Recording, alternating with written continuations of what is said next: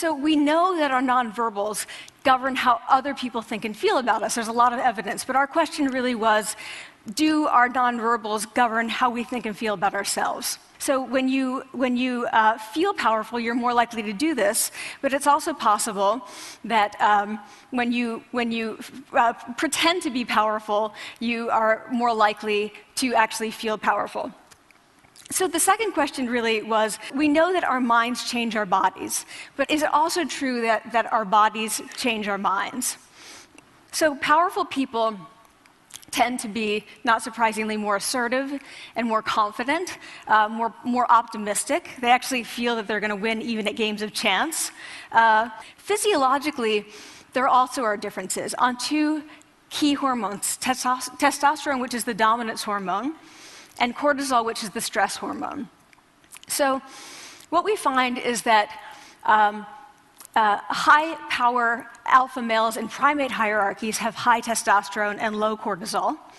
And powerful and effective leaders also have high testosterone and low cortisol. This is what we did. We decided to bring people into the lab and run a little experiment. And these people adopted for 2 minutes either high-power poses or low-power poses. And I'm just going to show you 5 of the poses, although they took on only 2. So here's one, and here are the low-power poses. So you're folding up, you're making yourself small. So 2 minutes they do this.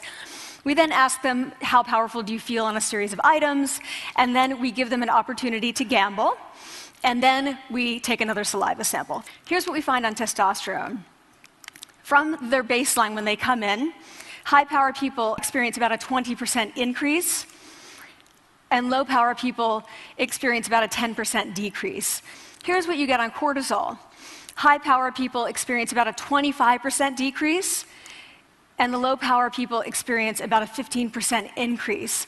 So 2 minutes lead to these hormonal changes that configure your brain to basically be either assertive, confident, and comfortable, or really stress-reactive. So it seems that our nonverbals do govern how we think and feel about ourselves. So it's not just others, but it's also ourselves. But the next question, of course, is, can power posing for a few minutes really change your life in meaningful ways? What matters, where you want to use this is evaluative situations, like social threat situations. Where are you being evaluated? Either by your friends, like for teenagers, it's at the lunchroom table. It could be, for some people, it's speaking at a school board meeting. It might be giving a pitch, or giving a talk like this, or doing a job interview. What do you do before you go into a job interview? You do this. Right? You're sitting down, you're looking at your iPhone or your Android, not trying to leave anyone out.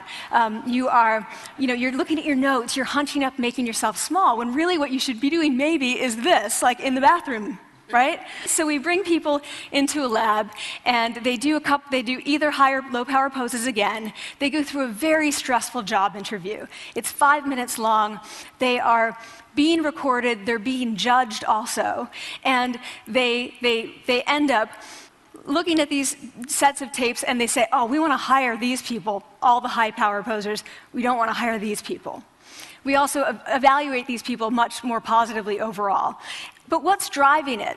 It's not about the content of the speech. It's about the presence that they're bringing to the speech. We also, because we rate them on all these variables related to sort of competence, like how well structured is the speech? How good is it? What are their qualifications? No effect on those things. This is what's affected. So when I tell people about this, that our bodies change our minds, and our minds can change our behavior, and our behavior can change our outcomes, they say to me, it feels fake, right? So I said, fake it till you make it. It's not me. I don't want to get there and then still feel like a fraud. I don't want to feel like an imposter. I don't want to get there only to feel like I'm not supposed to be here. A student who had not talked in class the entire semester, who I had said, look, you got to participate or else you're going to fail, came into my office. I really didn't know her at all. And she came in totally defeated, and she said, I'm not supposed to be here.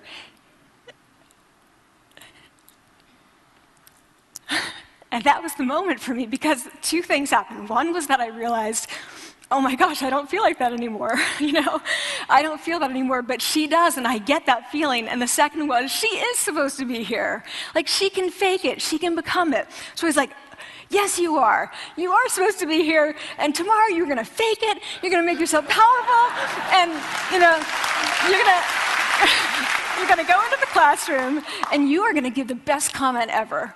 And she gave the best comment ever. And people turned around, they were like, oh my God, I didn't even notice her sitting there, And so I want to say to you, don't fake it till you make it. Fake it till you become it. The last thing I want to leave you with is this. Tiny tweaks can lead to big changes. So this is 2 minutes. 2 minutes, 2 minutes, 2 minutes. Before you go into the next stressful evaluative situation, for 2 minutes, try doing this in the elevator, in a bathroom stall, at your desk behind closed doors. That's what you want to do. Configure your brain to cope the best in that situation. Get your testosterone up, get your cortisol down.